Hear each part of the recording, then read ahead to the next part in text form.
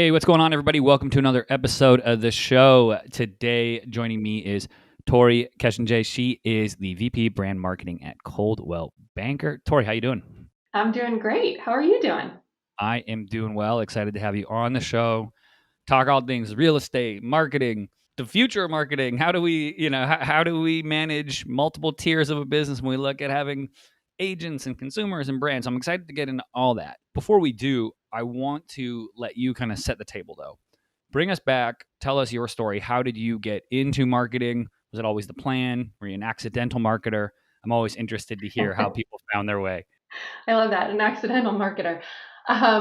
So I'll take you way back. As little Tori, I was always scribbling stories somewhere. I wanted to be a storyteller from a very, very young age, and then quickly realized that, writing a novel or writing the short story wasn't the full picture. I'm also a very practical person, so I wanted to add another layer to it, the business element, and learn how can you tell a story but make people moved enough to do something and have that turn into an action. So marketing, I think, was always there, but it really started with this love of storytelling.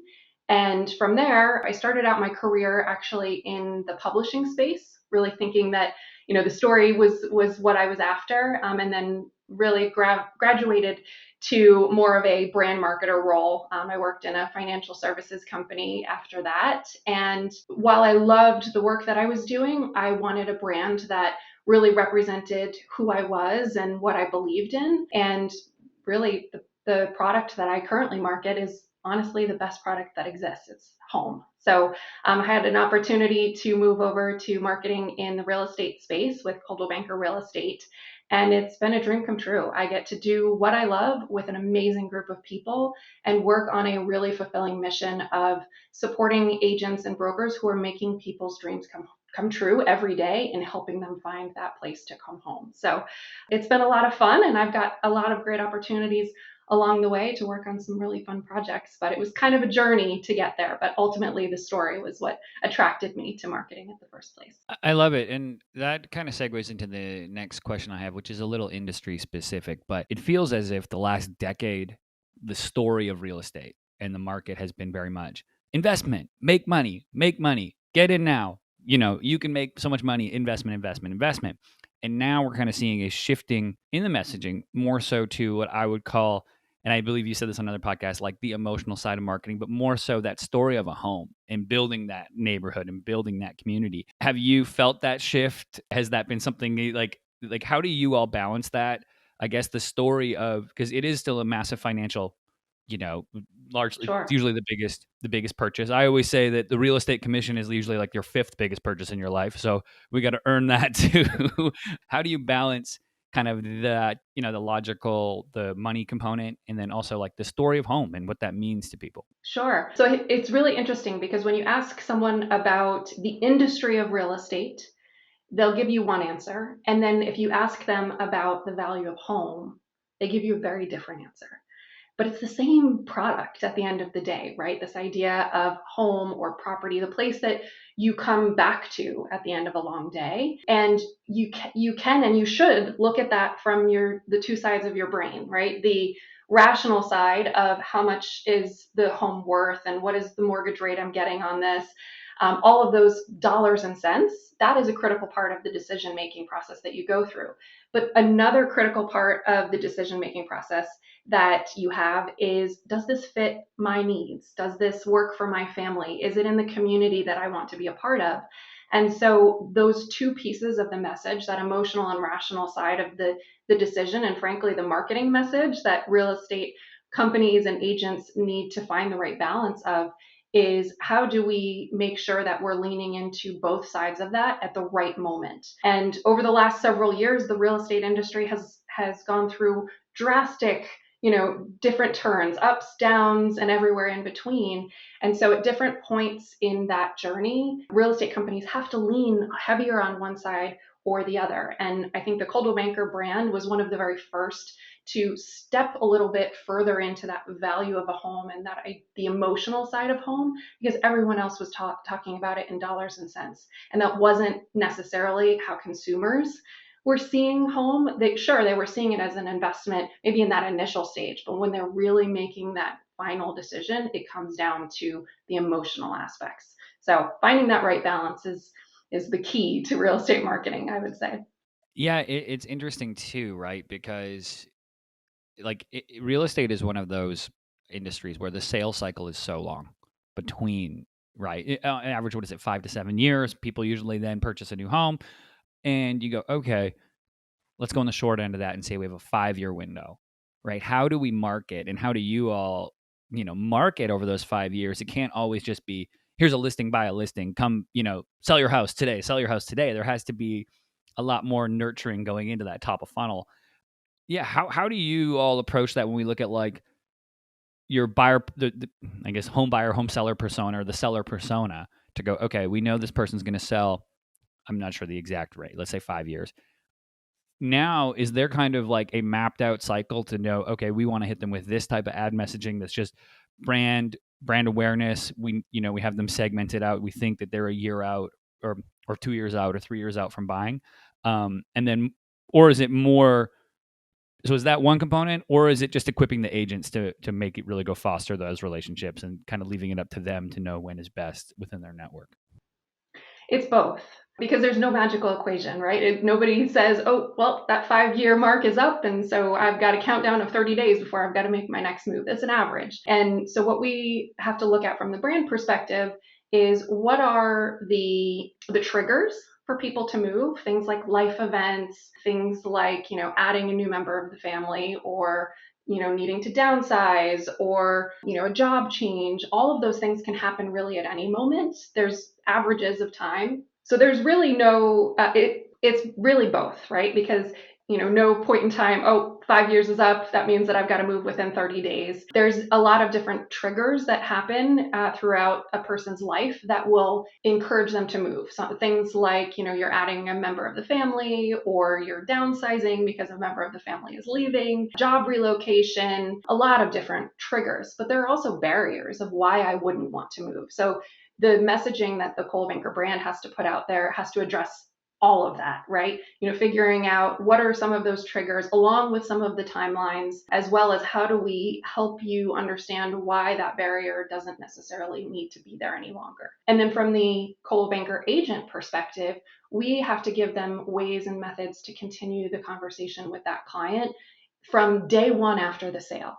So we have programs called Clients for Life that have, different touch point activities where they can invite their clients to an event. And it's not necessarily about making a sale, it's about maintaining that relationship. And that is a critical part of the marketing efforts that our real estate agents perform every day. And one of the tools that we recently rolled out to give people this in between point is something called the Move Meter, where you can come in and you can type one location versus another and look at what a different move would look like, comparing those two locations on things like quality of life, cost of living, house pricing, and just allows you to dream a little bit. And it fills that middle part of the funnel, right? It's not, just giving you awareness of the Coldwell Banker brand, and it's not showing you a particular listing. It's helping you dream in that middle funnel. So it's a lot of more art than science, I would say. I think so. I think, there's a large part of the market loves to window shop real estate. Like and it's been such a hot topic. And I'll go on the apps and look at homes and check out prices, and, oh, what does it cost for a home over here? What does it cost for a home over there? And I have no intention of moving from, Los Angeles to a suburb in Texas, but I look, um, and if I can do that experience, within the Coldwell Banker frame of things, or if that agent has sent me that, that's amazing. I think you hit on something really, really interesting there, and it's so important for any industry, and that's that the focus on retention and retention activities, and actually putting in process and system. It's not sending people a magnet or a calendar. It's not 1996 anymore. They're on social media. Like, how do we actually connect with them? In a place where the consumer is, and provide some value to them, right? Have you seen that the top performers, or the really those people who stand out, are they focusing? Is it new clients in, or is it they're able to just retain and kind of like be more so the shepherd versus the shark when we talk about, sales?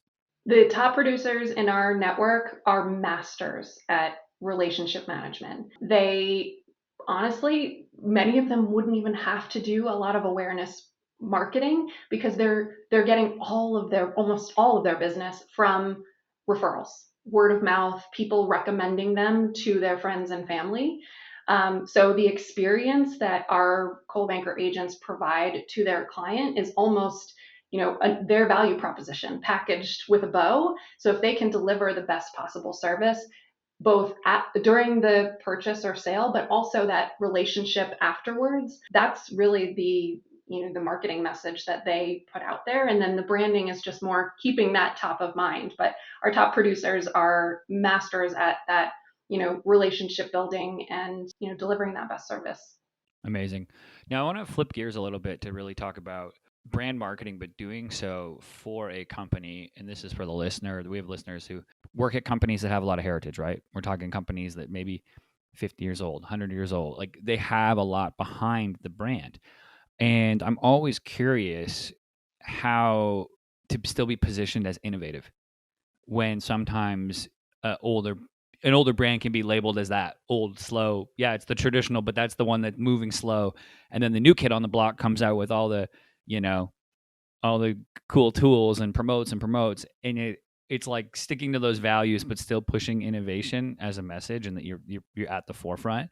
How is that for you? You know, just as a brand marketer, is that a challenge? Like, are there? Yeah, I would just Yeah. open the floor there for you. Absolutely. You're reading my mind here.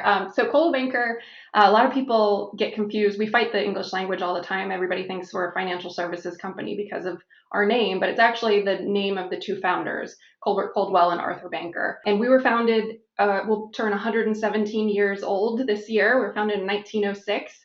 So we have, a very long heritage and legacy, which we believe is one of our greatest assets. That we've seen the ups and downs of the real estate market, and we've come out the other side not just stronger, but continue to be a leader in the space. So we lean on our legacy and heritage, as a strong suit. But to your point, that idea of innovation is always questioned because of our heritage. One of our core values is ingenuity. So you use the word innovation. Innovation is just something new.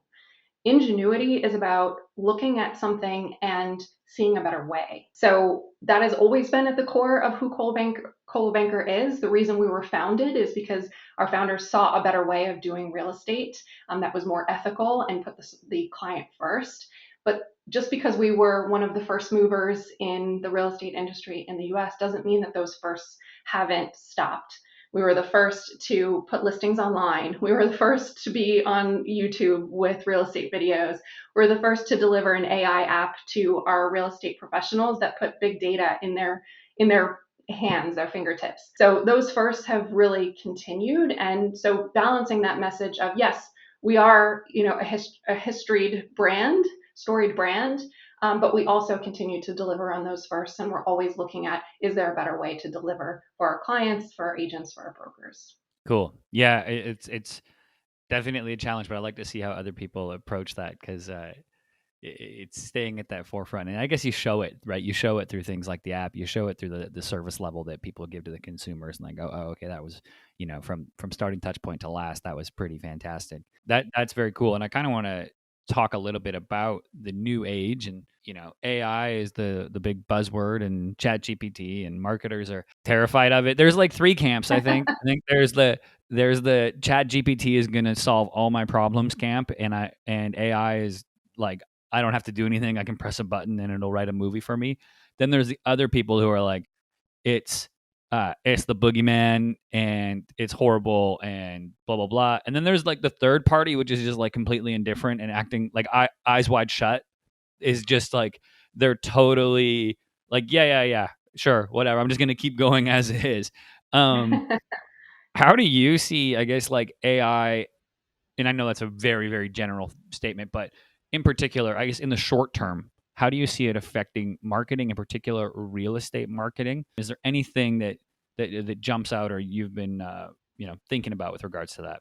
So the areas where I see it playing an impact in real estate marketing is in things like targeting, understanding the consumer you're going after, understanding what that profile looks like. with feeder markets constantly changing, how do you stay up on top of that aspect of your marketing plan? But from the real estate agent perspective, there's a reason that the real estate agent still exists. Even with all of this technology and all the capabilities that we have at our fingertips, the real estate agent still provides this advisory role. They are the guide through the real estate process, because for many people it's not simple. There's no checklist necessarily that you can go through, and it's not as easy to do on your own. So I still think from our perspective, the value proposition is the real estate agent and the service that they provide. Where AI can support our marketing efforts is digging deeper into how do we ensure we're getting the right message in front of the right person at the right time, and that sort of dynamic delivery of a message that needs to be so tailored. The requirements of someone looking at one type of property in one market is so different than what someone might, in a different market, might be looking at. So I do see it playing a role for us, but I do think there are limits. Yeah, I agree. I think things like writing property descriptions and stuff like that could be, will start to become like, okay, write me, yeah, things like that. I think could do at scale and take out the grammatical errors and things like that. I'm like, okay, and if you want to hop in and do it yourself, you can. But I could see, solutions like that more in the interim where it's like put in your details and then it writes it. Um, Absolutely. I know a lot yeah, of real estate agents that would love that. That's probably one of the most time consuming things they have to work on in terms of marketing. I forget the statistic, but it was something like, oh, this is a dated statistic, like 2015, but it was if there's grammatical errors in the listing description, they sold like weeks later just with like having grammatical errors. And I was like, whoa, those little things that are just when you look at millions of listings and everything, the little, correlation to pull out, which is interesting. Oh, totally. And even just like the first image that they choose to put in their listing package online can make a huge difference if you put the pool versus the, front door. Yeah, 100%. The next thing that I'm just more so interested with marketers in general, and one of the missions of this show is to give marketers the equipment and tools to not be seen as the arts and crafts department. That's like one of my missions is like, I think when times get tough, yeah, we can just be seen as that of like the sales side goes and the product side are like, well, what are you guys doing? What are you guys doing? What's the actual tieback? Show me the ROAS. Like, I want to know exactly what that brand campaign, it's kind of the curse of having more data. Is now we're just like they they want a linear line from like watching a branded 30-second spot to becoming a lead, and it's like not non-linear. But I'm curious to know if there's any advice or anything you've picked up that's kind of like a nugget you could give to the listener to be like, oh, here's like a great way for a brand marketer to demonstrate the value and be seen as a profit center within the business and not necessarily a cost center. Sure. So I would say as a marketer, you shouldn't be doing something if you can't measure it. And there's different types of measurement. So there's the traditional measurement that you would think of, things like media performance that are a little bit more, your brain immediately understands, okay, I'm spending $1, I want to understand what it's doing for me. But then there's also things like message effectiveness. And there are tools out there that can help you measure how is my creative, my advertising resonating with the audience I'm putting it in front of, and be able to make small tweaks to your creative to make it even more effective. We use a tool called Asymmetrics, now iSpot TV, to do that with our creative effectiveness measurement. And we've had the number one rated ad in the real estate industry now for 11 years running. And we can state that those that see our advertising are 3 times more likely to work with a Coldwell Banker agent than those who do not see our advertising. We also, on the media side, conduct what's called a market mix model, which is a pretty standard practice in the world of media to get to that ROAS, that return on ad spend. And for an industry like us, where that journey and that path from first contact to the sale or purchase of a home can be years long and a billion touch points in between, helps us understand what impact did the media and marketing efforts that we're doing have on that journey, and what impact did other driving factors like mortgage rate increases versus our total agent count, all of those various environmental factors have on that ROAS. And that's one of the closest ways we're able to tell, we've spent this dollar and here's what it ultimately did for us. So constantly looking for, okay, I'm about to do this thing as a marketer. How am I measuring it, and how can I be measuring it even better? I love that. And I also love the taking our head out of the sand. And what I mean by that, it's like sometimes we get so consumed with how's our media performing? What's the reach of the media? What's the clicks? But then we don't take a second to look to say, what's the overall industry doing? Oh, COVID happened and everybody is moving. Like we work with a national moving company, right? A moving line. And COVID happened. We're like, oh, dang, this could be a cold, summer for, and then next thing you know, this moving company like did 300% in sales. And then they're like, so what marketing worked? I'm like, there's no marketing here. It was COVID. COVID caused everyone to leave. Like it was just the demand was through the roof. Like, Right. so, being able to pull back a little bit and go, okay, let's just survey the whole, premise and see what's going on before we tie this to like, a giant campaign success or something like that. Uh, Absolutely. We'd yeah. all love to take credit for that, but there's a lot more going on than just the marketing efforts that we've got. 100%. Well, Tori, thank you so much for coming on today. Now, if anybody wants to connect with you online, what's the best place for them to, reach out to you, connect? I would say my LinkedIn profile is probably the best place to go. I share a lot more personal stuff on my other platforms, but LinkedIn for sure. I'd love to connect with marketers or anyone who's interested in the real estate space for sure. Amazing, and I'll link to that in the show notes. So if anybody is interested, real estate marketing, real estate, head over there, connect with Tori. Thanks again for coming on the show today. I really appreciate it. Thank you so much for having me. This was fun.